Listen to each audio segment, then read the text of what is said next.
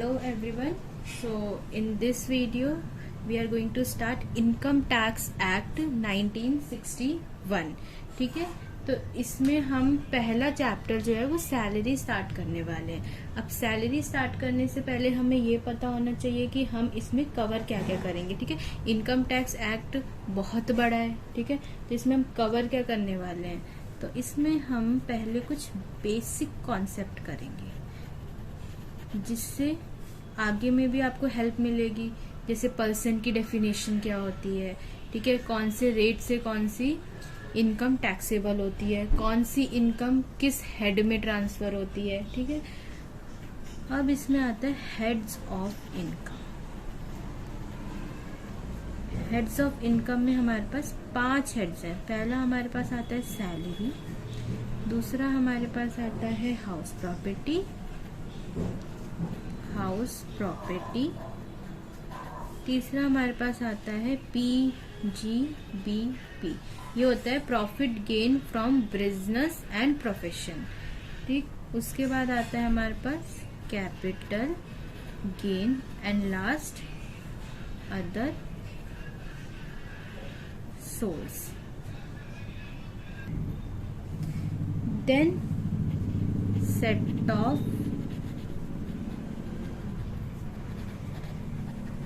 Carry forward, deduction,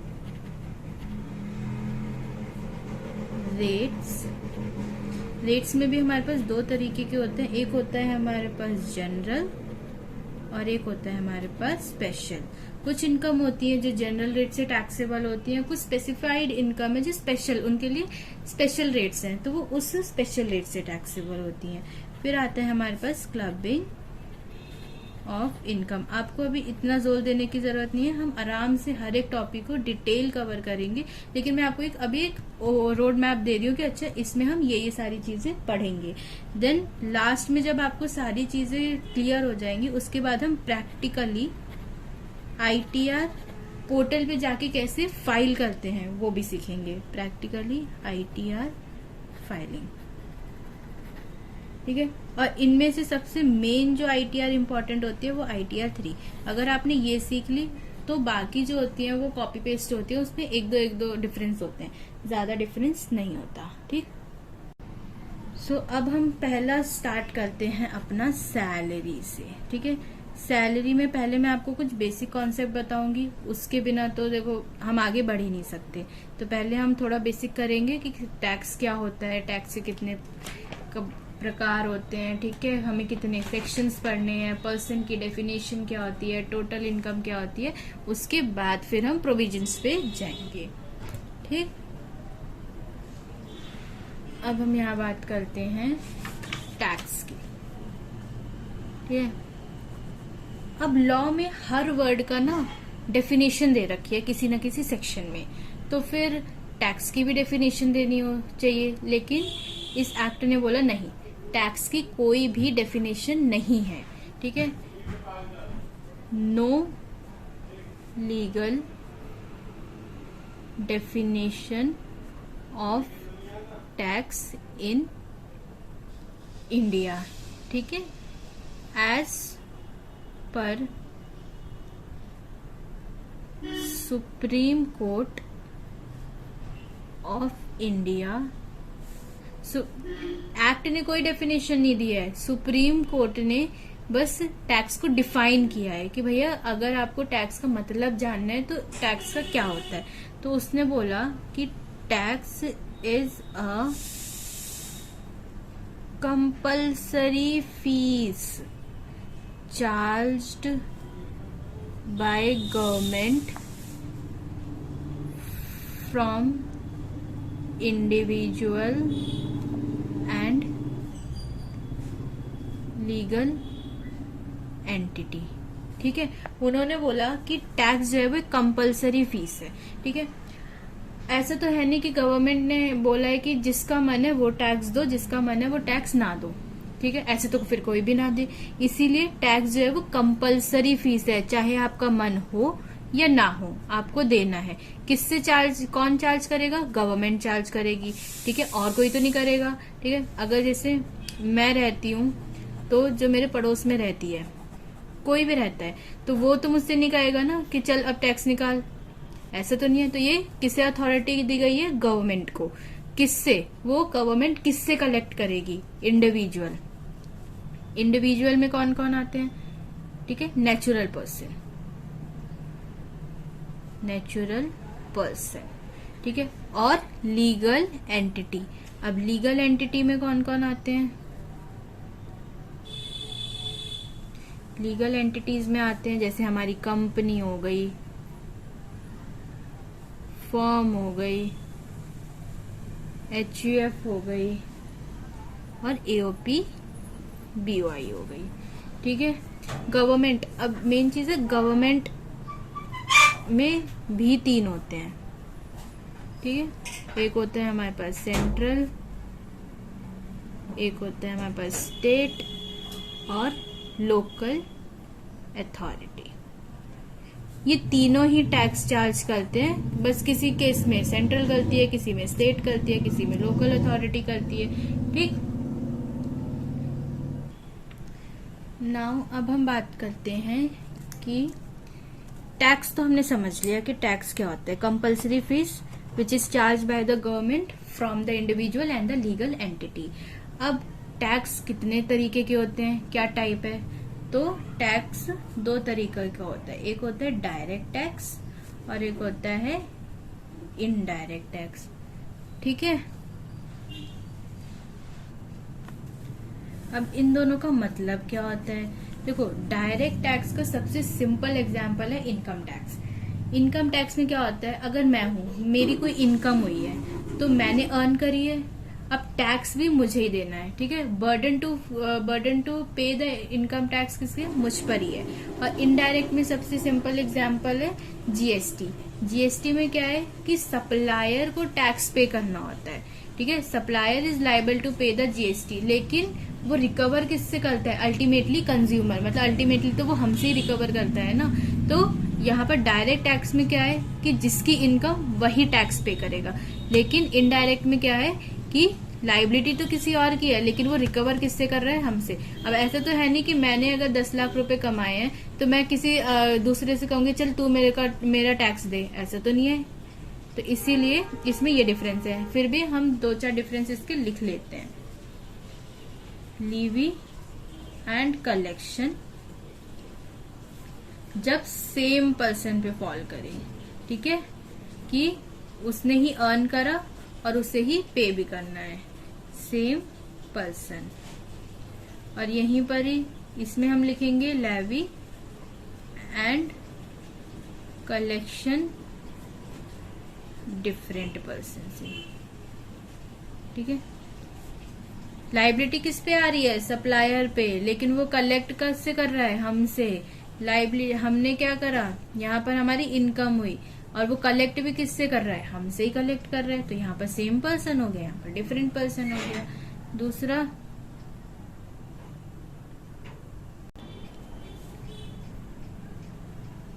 burden of tax can't be shifted. यहाँ पर burden of tax मतलब जिसे पे करना है वो शिफ्ट नहीं कर सकता कि भैया मेरे बदले तुम पे कर दो, लेकिन यहाँ पर हम शिफ्ट कर सकते हैं। सप्लायर किससे चार्ज करता है? अल्टीमेटली कंज्यूमर से, तो उसने बर्डन किस पे शिफ्ट कर दिया? कस्टमर पर। तो यहाँ पर वो शिफ्ट कर सकता है।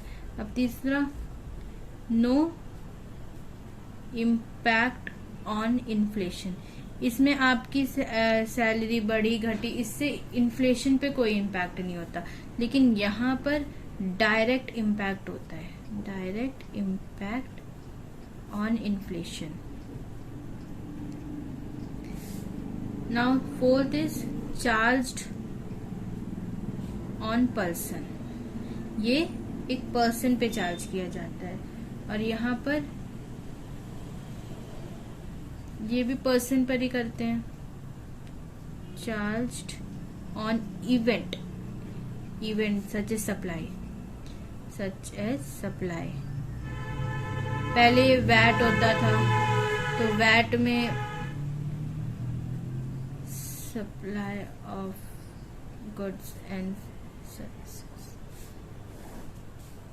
फिफ्थ देखते हैं, ये होता है इसका परसेप्शन क्या है, परसेप्शन ऑफ डायरेक्ट पिंच, मतलब कि आपको इसे पे करने में फील होगा, ठीक है, आपको लगेगा कि भाई मैंने इनकम करी है तो अब देखो मुझे टैक्स भी देना पड़ा, लेकिन यहाँ पर सप्लायर को पिंच नहीं होता है क्योंकि उसकी जेब से तो गया नहीं, अल्टीमेटली जितना भी टैक्स था उसने कंज्यूमर से उसे ले लिया, तो यहाँ पर कोई भी उसे पिंच नहीं होता। तो हम यहाँ लिखेंगे no perception of direct pinch.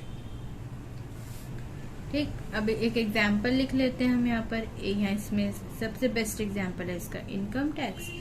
यहाँ पर हम लिखते हैं जीएसटी और कस्टम ड्यूटी, एक्साइज ड्यूटी, ठीक है।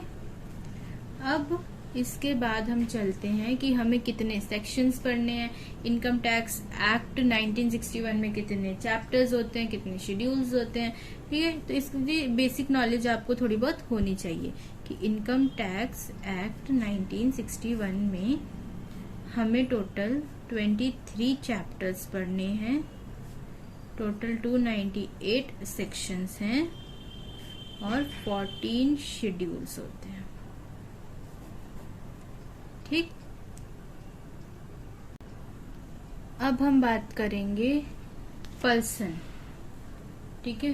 अब हम बात करेंगे कि भैया पर्सन कौन होते हैं, ठीक। चार्जिंग सेक्शन, मेन चीज चार्जिंग सेक्शन। तो सेक्शन 4 में हमें बताया गया है कि इनकम टैक्स, चार्जिंग सेक्शन मतलब क्या होता है कि इनकम टैक्स किस किस पर्सन पे चार्ज होगा या किस पे एप्लीकेबल है, कौन लाइबल है टैक्स पे करने के लिए। इसे हम कह सकते हैं charging section, scheme of taxation और इवेंट ऑफ टैक्सेशन, कि वो कौन सा इवेंट होगा जब इनकम टैक्स चार्ज होगा किसी भी person, individual, SSC, HUF, firm, company, कुछ भी हो सकता है, ठीक है। तो ये डेफिनेशन बहुत इंपॉर्टेंट है, इसे देखो। Every person whose total income of previous year exceed maximum amount not chargeable to tax is an SSC, ठीक है। Not chargeable to tax is an SSC, liable to pay income tax at the rate or rate specified in the assessment year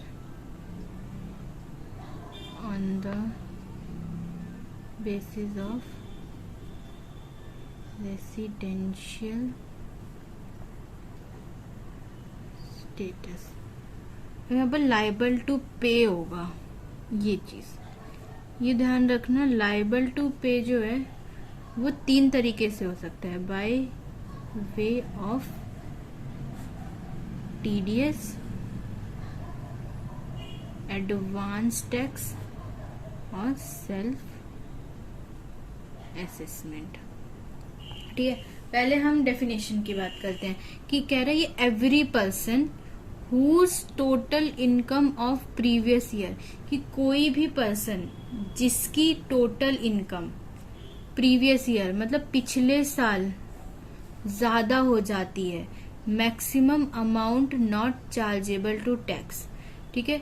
कि एक maximum amount है जो government ने बोल रखा है कि इतने अमाउंट तक हम आपको टैक्स आपको नहीं देना पड़ेगा।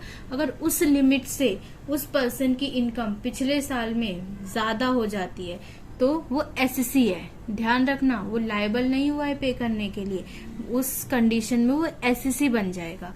ठीक है, then he is liable to pay income tax, फिर उसे उस इनकम पर टैक्स देना पड़ेगा। कोई भी जो रेट्स स्पेसिफाइड होंगे असेसमेंट ईयर में on the basis of residential status. यहाँ पर रेसिडेंशियल स्टेटस इसलिए बोला गया है क्योंकि बहुत सारे लोग होते हैं जो नॉन रेसिडेंट होते हैं, जो बाहर से हमारी कंट्री में आते हैं, वहां पर इनकम अर्न करते हैं, तो उनके लिए अलग से रेट होते हैं, उनके लिए अलग से वो टैक्स देते हैं। हाँ, हम जैसे रेसिडेंट है तो हमारे लिए अलग से रेट्स होंगे, वो नॉन रेसिडेंट है तो उनके लिए अलग से होंगे।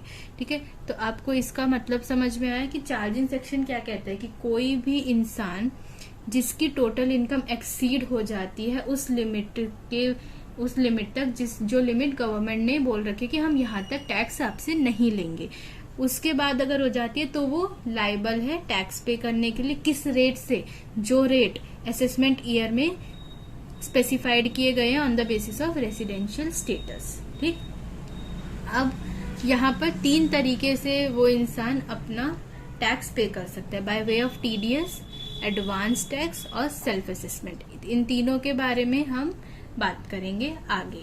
ठीक, अब हम बात करते हैं पर्सन कि पर्सन क्या होता है। अभी तक अगर मैं जनरली पूछूं तो सब यही कहेंगे कि मैम पर्सन होता है कि जो भी इंडिविजुअल, जैसे हम हो गए, ठीक है, या हमारे दोस्त हो गए, मम्मी हो गई, पापा हो गए, लेकिन नहीं, लीगली पर्सन में बहुत सारे चीजें इंक्लूड है। देखते हैं, पहली बात, पर्सन की डेफिनेशन जो होती है वो सेक्शन 2 सब सेक्शन 31 में गिवन है। मैं आपको साथ ही साथ सेक्शन भी कोट कर रही हूँ ताकि आपको कोई दिक्कत ना हो, सारा कंटेंट आपको यहीं मिल जाएगा। ठीक है, उसने बोला पर्सन इंक्लूड, ठीक है, पर्सन इंक्लूड में हमारे पास होता है individual, that is natural person,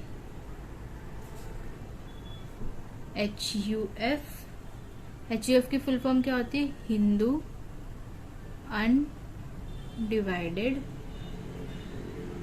family firm plus LLP होती है हमारी लिमिटेड लाइबिलिटी पार्टनरशिप। उसके बाद आता है हमारे पास कंपनी में including foreign company, AOP, BOI।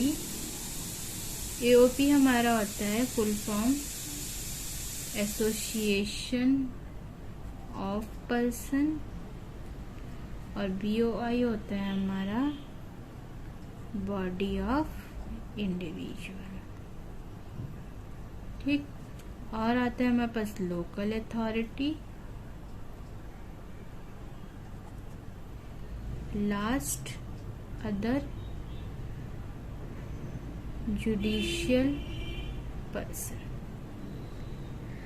अब इन्होंने पर्सन की डेफिनेशन में हमें ये सारी चीजें बोली कि इसमें देखो हमारे पास आता है individual, HUF firm, LLP company, AOP, BOI, local authority, other judicial person. अब पहले आपको ये पता है कि डेफिनेशन 2 तरीके की होती है, एक होती है इंक्लूसिव, एक होती है एग्जॉस्टिव।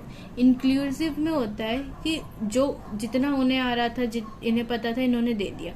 लास्ट में देखो इन्होंने बोला judicial person, other judicial person, उन्होंने कहा ये तो सारे पर्सन ही हैं, अगर कोई बाई चांस बच गया तो वो यहाँ इंक्लूड हो जाएगा।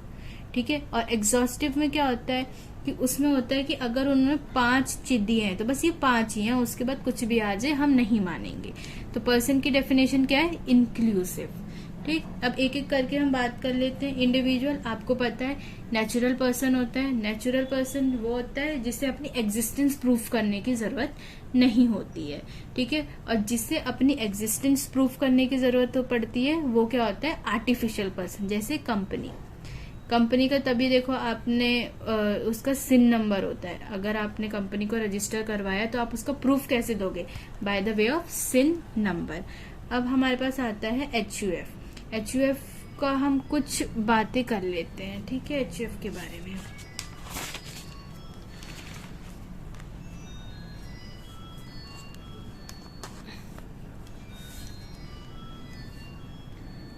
तो both individual and HUF considered as a natural person in income tax 1961, ठीक है। पहली बात, both individual and HUF considered natural person under income tax 1961। अब नेचुरल पर्सन मैंने बोला तो इंडिविजुअल को तो देखो अपनी एग्जिस्टेंस प्रूफ करने की जरूरत है नहीं, इसी तरीके से HUF को भी अपनी एग्जिस्टेंस प्रूफ करने की जरूरत है नहीं, वो नेचुरल पर्सन का ही कंडक्ट किया जाएगा। HUF क्रिएट करने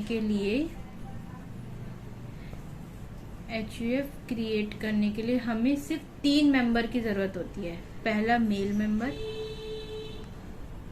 दूसरा कोई भी फीमेल मेंबर और 1 चाइल्ड, आइदर मेल और फीमेल।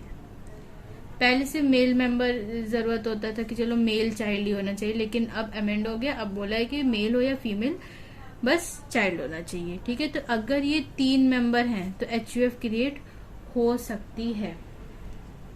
अब फीमेल को भी उतने ही राइट होते हैं जितने मेल मेंबर को होते हैं, ठीक है, इक्वली दोनों के पास राइट होते हैं, ठीक है। ऐसा नहीं है कि भैया कि मेल के पास अलग है, फीमेल के पास अलग है। Female has a equal right in their property of father and ancestor, but she did not have any right in their father in law, ठीक है। इसमें एक राइट है कि सपोज बेटी है किसी की भी, तो उसके अपने पापा के प्रॉपर्टी में पूरा राइट होगा, लेकिन जो उसका ससुर होगा, ठीक है, उसकी प्रॉपर्टी पे उसका राइट नहीं होगा, उसकी प्रॉपर्टी पे जो उसका हस्बैंड होगा वो उसका राइट होगा, ठीक है। But she has a full right in their husband property also. हाँ, तो घूम फिर के बात तो यही हो गई। Mister x is an individual and he is also the member of HUF, ठीक है। अब यहाँ पर एक बात आती है, सपोज मिस्टर एक्स है, ठीक है, वो एक इंडिविजुअल भी है और सपोज वो HUF के मेंबर भी हैं, HUF के मेंबर भी हैं। तो देखो, इंडिविजुअल एक अलग आइडेंटिटी है, HUF एक अलग आइडेंटिटी, तो इन दोनों की सेपरेट रिटर्न जाएगी। जब हम वायर रिटर्न की बात करेंगे तो सेपरेट रिटर्न फाइल होगी। ऐसा नहीं है कि मिस्टर एक्स तो इसमें भी है तो आप सोचो कि चलो ठीक है एक ही रिटर्न फाइल कर दे, नहीं, ये अलग है, ये अलग है, ठीक। जो ओनर होता है ओनर ऑफ HUF उसे कहते हैं कर्ता, ठीक है। अगर कर्ता मतलब मर गया या डेथ हो गई तो HUF डिसॉल्व हो जाती है। अगर वहीं HUF में सपोज 20 मेंबर है, उनमें से 5 मेंबर्स की डेथ हो गई, तब HUF डिसॉल्व नहीं होगी, तब तो HUF चलती रहेगी। लेकिन मेन क्या है, कर्ता। अगर कर्ता को कुछ हो गया तो HUF डिसॉल्व हो जाएगी, ठीक है। HUF के बारे में हो गया। अब हमने यहाँ पर क्या पढ़ा था, फॉर्म कंपनी बताने की जरूरत नहीं है आपको, partnership, limited liability partnership, company artificial होती है, AOP, BOI, वो हम ये आपको सब होपफुली पता होगा, ठीक है। नाउ अब हम बात करते हैं टोटल इनकम कैसे कंप्यूट होती है। हमने वहां पर देखा था ना, अगर किसी भी पर्सन की टोटल इनकम एक maximum amount exemption from the tax हो जाती है तो वो फिर लायबल हो जाता है टैक्स पे करने के लिए, ठीक। तो अब हम देखते हैं एग्रीगेट ऑफ 5 हेड्स। हमने पीछे देखा था ना 5 हेड्स कौन कौन सी, salary, house property, PGBP, other source और कैपिटल गेन। इनसे जितनी भी इनकम आती है वो हम किस में करेंगे, सेक्शन 15 to 58। ठीक है, अब इसमें हम ना कुछ एडजस्टमेंट करते हैं। पहला, clubbing of income, section 60 to 65। फिर आता है अनडिस्क्लोज्ड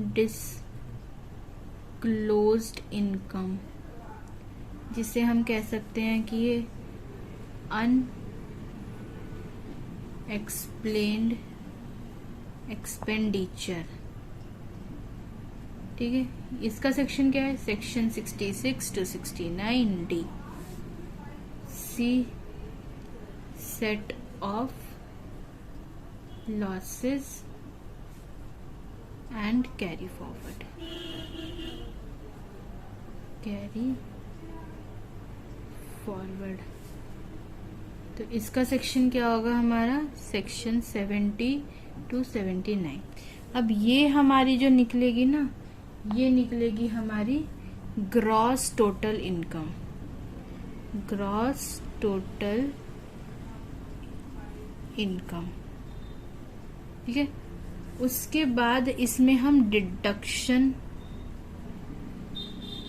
अंडर चैप्टर 6A करेंगे, जो 80C to 80U होगा। वो हम सारा इसमें से जो भी हमारी डिडक्शन होगी वो हम क्लेम करेंगे, तब हमारी टोटल इनकम कंप्यूट होगी। आपको इन सब के बारे में चिंता करने की जरूरत नहीं है, ये थोड़े डिटेल्ड टॉपिक है, तो हम सबको पहले एक एक बार में सारा अच्छे से समझेंगे, देन उसके बाद हम इनकम कंप्यूट करके निकालेंगे। ठीक, अब हम बात करते हैं डिडक्शन। ठीक, अब इनकम टैक्स में 2 तरीके की डिडक्शन मिलती है, एक होती है स्पेसिफाइक, एक होती है हमारी जनरल। पहले तो बेनिफिट्स बहुत सारे मिलते हैं एसएससी को। एसएससी कौन होता है, जो टैक्स पे करने के लिए लायबल है, जिसकी ग्रॉस टोटल इनकम एक्सीड हो जाती है एग्जेम्पशन लिमिट से। ठीक है, तो हम इसमें देखते हैं कि बेनिफिट्स क्या क्या मिलते हैं एसएससी को।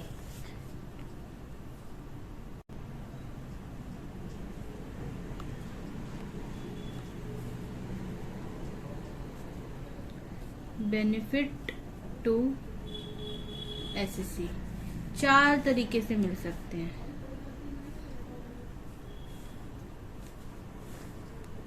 पहला, bye the way of deduction, exemption, set off carry forward and repeat.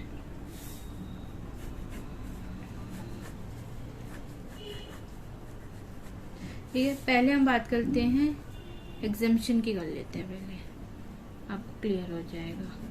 ठीक, exemption income are those income where income tax did not include those income under the act. Exemption वो होती है जिसमें इनकम मतलब act में वो count ही नहीं होती है। ठीक है, उस पर टैक्स ही नहीं लगता है। अब जिस पे टैक्स नहीं लगना तो वो हो ना हो बराबर होती है। ठीक है, exempted income is not the part of income which is liable to tax, however it is declared in the return. बस इसे हमें डिक्लेयर करना होता है रिटर्न में कि हाँ देखो ये हमारी इनकम है जो एग्जेम्प्ट हो गई है। फॉर एग्जाम्पल, पहले चलो इसकी डेफिनेशन लिख लेते हैं। ठीक है, एग्जेम्पशन इनकम कौन सी होती है, आर दोज इनकम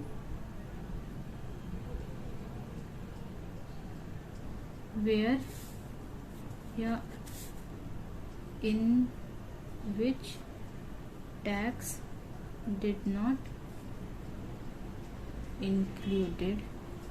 ठीक है, कि वो हमारी इनकम तो होती है लेकिन वो इनकम टैक्स के लिए इनकम नहीं है, वो उसे कंप्यूट ही नहीं करेगा। ये आप एग्जाम्पल से अच्छा समझोगे। सपोज मिस्टर एक्स है, मिस्टर एक्स है, उन्होंने mister x gained income by 2 वे, मतलब 2 जगह से उन्हें इनकम हुई। पहली उनकी इनकम हुई एग्रीकल्चर से एग्रीकल्चर से, और दूसरी वो कहीं जॉब भी करते थे, तो यहाँ से उन्हें 12 लाख की इनकम हुई और यहाँ से उनको 10 ही लाख की इनकम हुई। ठीक है, तो अगर मैं आपसे पूछूं कि मिस्टर एक्स की टोटल इनकम क्या है, तो भाई सिंपल सा आप कहोगे ma'am total income mister x की 12 लाख प्लस 10 लाख 22 लाख। लेकिन अब यहाँ पर इनकम टैक्स कहता है नहीं, इनकम टैक्स ने एग्रीकल्चर इनकम को एग्जेम्प्ट कर रखा है, कहता हम इसे इनकम मानते ही नहीं है। तो अब जब इसे इनकम नहीं मानते तो ये टैक्सेबल भी नहीं होगी, तो बस सीधा सैलरी। तो for income tax mister x की टोटल इनकम कितनी हुई 10 लाख, तो वो इस 10 लाख पर ही लायबल है टैक्स पे करने के लिए। ठीक है, वो इस 10 लाख पर ही अपना टैक्स पे करेगा। ये एग्जेम्प्ट हो गई। तो अब आपको समझ में आया एग्जेम्पशन का मतलब। चलो अब हम बात करते हैं दूसरा, तो हमारा एग्जेम्पशन हो गया। अब हम बात करते हैं दूसरा डिडक्शन। ठीक है, मैंने आपको पहले ही बताया था डिडक्शन भी 2 तरीके की थी हमारी, एक थी हमारी जनरल और दूसरी थी हमारी स्पेसिफिक। ठीक, डिडक्शन क्या होता है? Deduction is allowed by the way of reducing the income liable to tax. इसका मतलब कि कोई भी इनकम आपकी लायबल है टैक्स के लिए। सपोज सैलरी 10 लाख की है, तो उसमें से जो गवर्नमेंट है वो कुछ छूट दे देती है। ठीक है, कहती है कि अगर आपकी 10 लाख की है तो ऐसा करो 50,000 हम आपको माफ कर देते हैं, आपको 950 पर ही टैक्स देना है। अब ऐसे वो तो मैंने 50,000 आपको एक आइडिया दिया। ठीक है, ऐसे तो बहुत सारे मतलब अलग अलग उनके क्राइटेरिया है कि भैया वो आपको 3 कंडीशन दे देंगे, कहेंगे इनमें से सबसे जो भी छोटा होगा वो आपका हम डिडक्ट कर देंगे। ठीक, तो क्या होता है? Deduction is allowed by way of reducing the income liable to tax। ठीक है, डिडक्शन क्या होता है कि वो जो भी हमारी इनकम लायबल है टैक्स के लिए, उसमें से वो कुछ पोर्शन हमारा रिड्यूस कर देते हैं। ठीक है, अगर मिस्टर एक्स सपोज 10 लाख उनकी लाइबिलिटी आ रही है टैक्स पे करने के लिए, तो वो डिडक्शन ले लेंगे सपोज 50,000 का, तो वो कितने लायबल है? 9,50,000 के लिए। ठीक है, अब इसका बाइफर्केशन देखते हैं। 2 तरीके की होती है। पहली होती है हमारे पास general,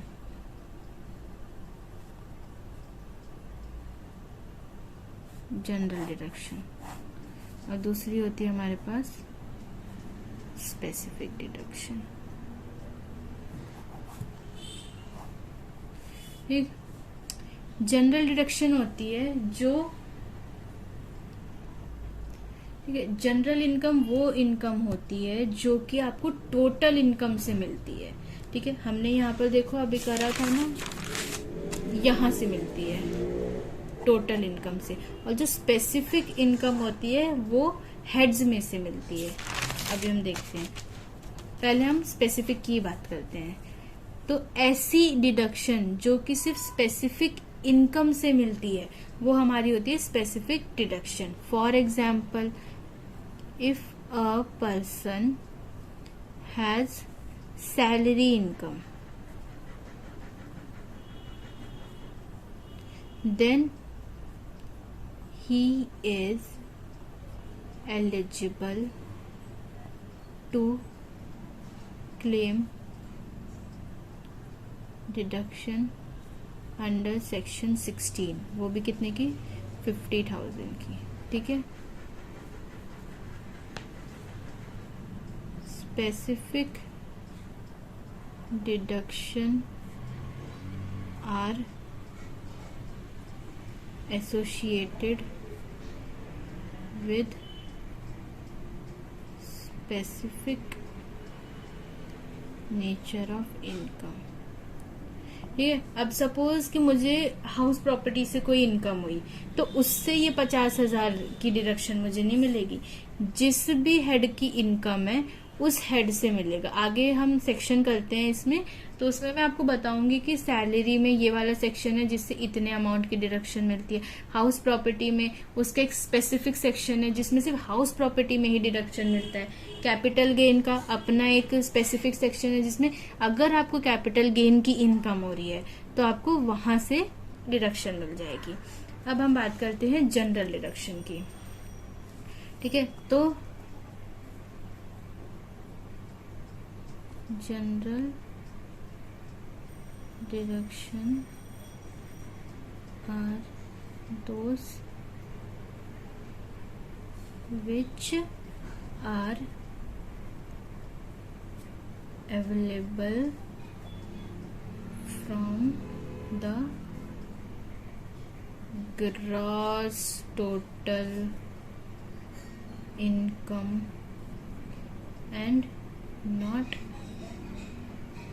associated with any specific nature of income।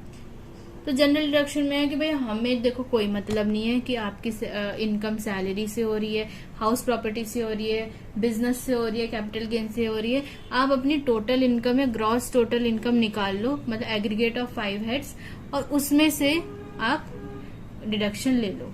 ठीक है, इसके लिए हमारे पास सबसे इसमें मिलती है हमें deduction under chapter 6A 80C to 80U।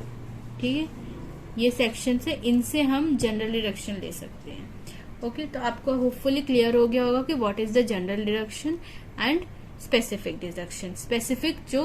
Specific deduction वो डिडक्शन होती है जो कि सिर्फ स्पेसिफिक इनकम से मिलती है, और जनरल डिडक्शन वो होती है जो मतलब पूरी इनकम को आप एग्रीगेट कर लो और वो पूरी इनकम में से मिलती है। इसका कोई स्पेसिफिक इनकम से कोई भी मतलब नहीं होता। ठीक है, अब हम बात करते हैं सेट ऑफ कैरी फॉरवर्ड कि सेट ऑफ कैरी फॉरवर्ड क्या होता है।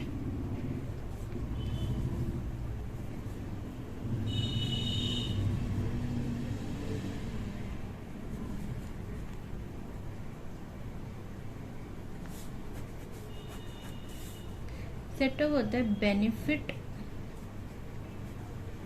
By way of adjustment of losses with the available income in current year by way of set off and in subsequent year by way of carry forward। ठीक है, अब इसे ध्यान से पढ़ो। Benefit by way of adjustment of losses with the available income of the current year by the way of set off and subsequent year by way of the carry forward। इसका मतलब होता है कि अगर आपको किसी भी ईयर में लॉस हुआ, फॉर एग्जाम्पल मिस्टर एक्स है, मिस्टर एक्स को 2019-20 में बिजनेस से लॉस हो गया, बिजनेस से उन्हें लॉस हो गया 12 लाख का। ठीक है, अब 2020, अब पहले हम इसमें ही देखते हैं, और उनका एक दूसरा बिजनेस है, सेकंड बिजनेस, उसमें उन्हें 30 लाख का प्रॉफिट हो गया। ठीक है, तो अब वैसे देखा जाए तो उनकी टोटल इनकम तो हम यही मान लेंगे, इस पे इसमें टैक्स देना पड़ेगा। तो गवर्नमेंट ने बोला नहीं, अगर आपको कोई भी लॉस हुआ है तो वो आप इसे सेट ऑफ कर सकते हो। तो 30 माइनस 12 18, तो उनका हम देखेंगे कि उनकी एक्चुअली में 18 लाख की जो है वो इनकम हुई है और वो इस पर टैक्स देने के लिए लायबल है। अब कैरी फॉरवर्ड क्या होता है? कैरी फॉरवर्ड मतलब कि हो सकता है कि उनका एक ही बिजनेस होता, मिस्टर एक्स का 2019-20 में एक ही बिजनेस था और उस बिजनेस से उन्हें लॉस हो गया 10 लाख का। ठीक, अब इस साल तो देखो वो कुछ नहीं कर सकते क्योंकि ना उनके पास कोई और इनकम है जिससे वो सेट ऑफ कर सके। अब 2020-21 में उन्हें 12 लाख का प्रॉफिट हो गया। ठीक, अब इस साल में आप ध्यान से देखोगे, इस साल में तो उन्हें कोई लॉस नहीं हुआ है, तो अब हम तो पूरी इनकम यही मान ले, तो फिर एक्ट बोलते नहीं, पिछले साल तो लॉस हुआ था ना, तो वो कैरी फॉरवर्ड होके इस साल एडजस्ट हो जाएगा। तो हम 10 लाख यहाँ से माइनस कर लेंगे, तो 2020-21 में उनकी टोटल इनकम कितनी हो जाएगी, 2 लाख। बस 2 लाख पे उन्हें टैक्स देना है। ठीक है, तो आपको समझ में आया सेट ऑफ और कैरी फॉरवर्ड का मतलब। सेट ऑफ मतलब कि वो सेम ईयर में ही सेट ऑफ हो गया, ठीक है, सेम ईयर की इनकम से। और कैरी फॉरवर्ड मतलब कि उस ईयर में हमारे पास कोई इनकम ही नहीं थी, तो इसीलिए हमने उसे दूसरे ईयर में कैरी फॉरवर्ड करा। अब जब वहां हमें कोई इनकम मिली तो हमने उसे सेट ऑफ कर लिया। ठीक है, अब हम बात करते हैं रिबेट। अब रिबेट को मैं आपको अभी नहीं समझाऊंगी, जब हम सैलरी के प्रोविजंस पे पहुंचेंगे ना, तो एक 87A रिबेट, बस वो एक ही सेक्शन है रिबेट का, तो वहां पर आपको क्लैरिफाई हो जाएगा कि रिबेट का अभी मतलब क्या है, क्योंकि मैं अभी आप कंफ्यूज हो जाओगे, तो वहां पर एक ही सेक्शन है, तो वो आप अच्छे से क्लियर कर लोगे। अब हमने अभी पढ़ा था स्पेसिफिक डिडक्शन, तो अब बस एक बार हम सेक्शन देख लेते हैं कि स्पेसिफिक डिडक्शन जो होती है हर हेड्स ऑफ इनकम में कौन कौन से सेक्शन में होती है। पहला मैंने आपको क्या बताया था, सैलरी एक हेड है, दूसरा हाउस प्रॉपर्टी, फिर कैपिटल गेन, PGPP, एक second, and the last other source. तो ये होता है हमारा सेक्शन 16 में। इसमें हमें स्पेसिफिक डिडक्शन मिलती है सेक्शन 24 में। यहाँ पर 2 सेक्शंस होते हैं, एक होते हैं सेक्शन 48 में भी मिलती है और सेक्शन 54 में भी। यहाँ पर जो डिडक्शन मिलती है वो सेक्शन 32-37 मिलती है और यहाँ पर सेक्शन 58 में मिलती है। ठीक है, अब एक चीज ध्यान रखना, जब हम बात करेंगे ना, हमने देखो यहाँ पर पीछे करा था कि जब हम ग्रॉस टोटल इनकम निकालेंगे तो उसके लिए हमें एग्रीगेट ऑफ 5 हेड्स करने हैं। तो 5 हेड्स में हम पहले उस हेड की स्पेसिफिक डिडक्शन को माइनस करके ही उसकी इनकम निकालेंगे। फॉर एग्जाम्पल सपोज सैलरी लेते हैं, सैलरी इनकम कुछ भी हुई, तो पहले हम उसमें से, अब सैलरी से देखो हमें स्पेसिफिक, सबसे पहले हम स्पेसिफिक डिडक्शन लेंगे, सेक्शन 16 वाली। ठीक है, जो ये देखो ये रही। ठीक है, अब सैलरी के लिए सेक्शन 16 था, वो हमने स्पेसिफिक डिडक्शन उससे ले ली।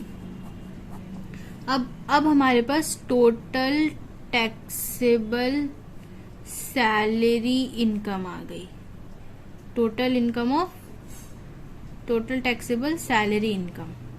ठीक है, अब ऐसे ही सपोज एक हम कैपिटल गेन ले लेते हैं, कैपिटल गेन से हमें कोई भी इनकम आई तो उसकी हम स्पेसिफिक डिडक्शन कहाँ से आते हैं, सपोज सेक्शन 48 से हमने ले ली, तो अब उसकी टोटल टैक्सेबल कैपिटल गेन कितना हुआ, वो भी जो भी माइनस करके आया। तो अब सपोज हमारे पास सिर्फ 2 ही हेड से इनकम आती है, तो हम इन दोनों को ऐड करेंगे। ठीक है,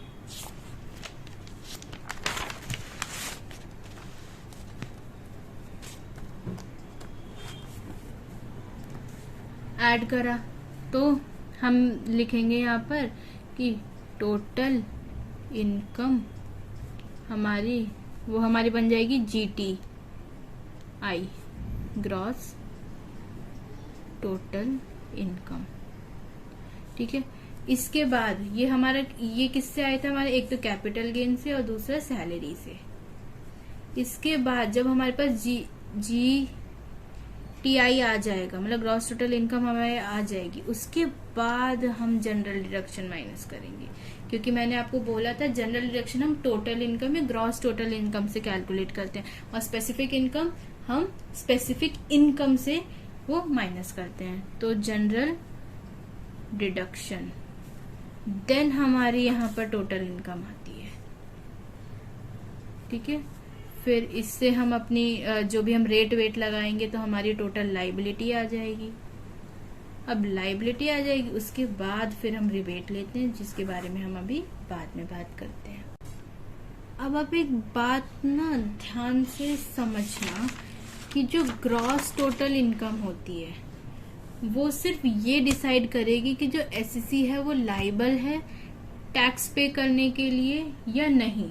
ठीक है, वो सिर्फ इतना बताएगी कि उसे ITR फाइल करना है या नहीं करना, बट एक्चुअली में उसे अपनी जो लाइबिलिटी मतलब जो टैक्स पे करना है वो तो टोटल इनकम पे टैक्स पे करना है ना, तो वो टोटल इनकम डिसाइड करेगी कि उसे कितना टैक्स पे करना है। ठीक है, ग्रॉस टोटल इनकम अगर एक मैक्सिमम लिमिट से एक्सीड हो गई तो भैया हमें पता लग गया कि चलो अब हमें टैक्स पे करना है, लेकिन कितना पे करना है वो तो हमें टोटल इनकम से ही पता लगेगा। तो ये छोटा सा डिफरेंस है जो आप ध्यान रखोगे। ठीक है, और एग्जेम्पशन कितनी मिली हुई है हमें, वो मिली है 2.5 लाख की। 2.5 लाख से अगर आपकी इनकम क्रॉस कर जाती है तो आप लाइबल हो टैक्स पे करने के लिए। ठीक है, फॉर एग्जाम्पल हमारी ग्रॉस टोटल इनकम 4 लाख है, उसमें से अब हमने सपोज अपना जो हमारी जनरल डिडक्शन थी वो हमने क्लेम कर ली, वो हमने करी सपोज 2 लाख की, तो हमारे पास कितना बचा 2 लाख जो हमारी टोटल इनकम है। देखो अब देखो यहाँ पर ध्यान से देखना, हमारी एग्जेम्पशन कितनी थी 2.5 लाख की। अब हमारी इनकम तो देखो हो गई 4 लाख, तो हमें ये तो पता लग गया कि हमारी जो इनकम है वो 2.5 लाख से ज्यादा हो गई है, तो अब मैं टैक्स पे करने के लिए लायबल हूँ। अब मैं टैक्स पे करने के लिए यहाँ पर लायबल हूँ। ठीक है, लेकिन अब टोटल इनकम देखो हमारी कितनी आ रही है 2 लाख, लेकिन ये तो 2.5 लाख से कम है। ठीक है, तो अब मुझे यहाँ पता लग रहा है कि अब मुझे कितना टैक्स पे करना है, बट इन दिस सिचुएशन हमें तो पे ही नहीं करना, क्योंकि हमारी जो टोटल इनकम है वो 2.5 लाख से तो कम ही है, तो फिर हम लायबल नहीं है। ठीक है, so he is not liable to pay tax। ठीक है, आपको समझ में आया। ठीक है, यहाँ पर हमें ये पता लगा कि हम लायबल हो गए, लेकिन टोटल इनकम हमें ये बताती है कि हमें कितना टैक्स पे करना है। सपोज अगर यहाँ पर 4 लाख होता, ठीक है, तो हम फिर पे कर देते, क्योंकि फिर तो हमारी 2.5 लाख से ज्यादा ही हो गई। ठीक है, अब हम एक छोटा सा डेफिनेशन कर लेते हैं प्रीवियस ईयर की। व्हाट इज प्रीवियस ईयर, क्योंकि अभी हमने पढ़ा कि प्रीवियस ईयर में जो उसे इनकम हुई है वो कब टैक्सेबल होगी, असेसमेंट ईयर में। उससे टैक्स कब देना होगा, असेसमेंट ईयर में।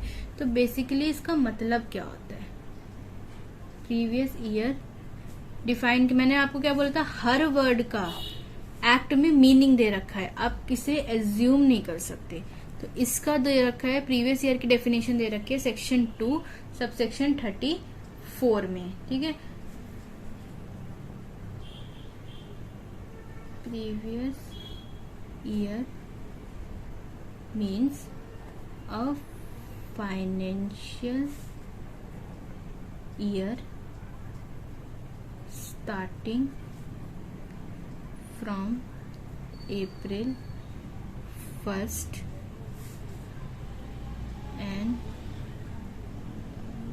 ending on 31st मार्च। ठीक है, प्रीवियस ईयर क्या होता है, कोई भी फाइनेंशियल ईयर जो 1 अप्रैल से शुरू होता है 31 मार्च नेक्स्ट ईयर में वो एंड हो जाता है। In another word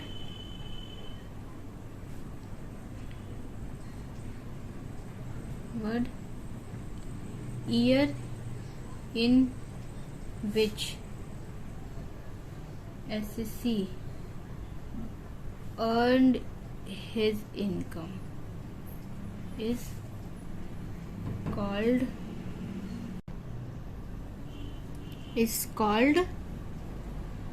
previous year.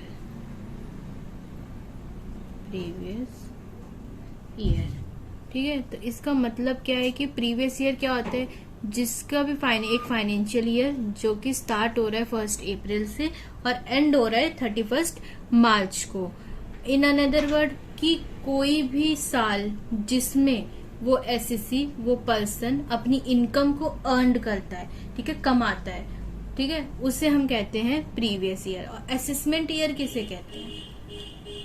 Assessment year हम सिंपली उसे कहते हैं जो नेक्स्ट ईयर होता है उसके, ठीक है।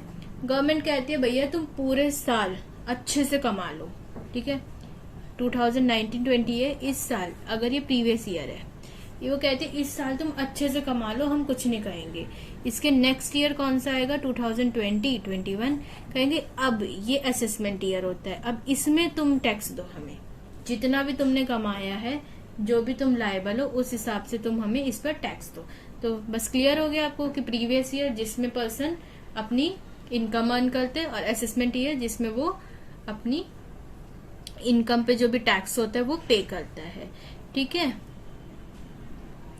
आज की वीडियो में हम यहीं तक छोड़ते हैं, ठीक है। अब इन नेक्स्ट वीडियो हम जो भी सैलरी है उसके स्लैब रेट पे डिस्कस करेंगे, रिबेट क्या होता है हम वो देखेंगे, सरचार्ज क्या होता है वो देखेंगे, कैसे एप्लीकेबल होता है, क्योंकि स्लैब रेट भी डिफरेंट पर्सन के लिए डिफरेंट है। सुपर सीनियर सिटीजन के लिए अलग है, सीनियर सिटीजन के लिए अलग है, हम इंडिविजुअल है उनके लिए अलग है, ठीक है, एओपी के लिए अलग है, बीओआई, एचयूएफ हो गए, कंपनी हो गई, फर्म हो गई, इन सब के लिए अलग अलग रेट से इनकम जो होती है वो टैक्सेबल होती है। उसके बाद हम सेस देखेंगे, इससे कि सेस क्या होता है। फिर हम देखेंगे कि एक होता है जनरल रेट और एक होता है हमारे पास स्पेसिफाइड रेट, ठीक है, स्पेशल जो रेट होते हैं, ठीक है, कि नॉर्मल इनकम या जो हमारे पास जनरल रेट होते हैं वो किसके लिए कब लगते हैं, ठीक है, स्पेशल जो इनकम होती है उनके लिए कौन कौन से रेट होते हैं, ठीक है। तो हम ये सारी चीजें आगे, क्योंकि सैलरी थोड़ा सा वास्ट कॉन्सेप्ट है, मैं चाहूँ तो आपको जल्दी जल्दी कवर करवा दूं, लेकिन ये थोड़ा डिटेल्ड है, अगर मैं डिटेल में कराऊंगी आपको क्लियरली समझ जाएगा, ठीक है। तो आज की वीडियो के लिए हम इतना ही एंड करते हैं। Thanks. If you like my video then please subscribe. Thank you, bye.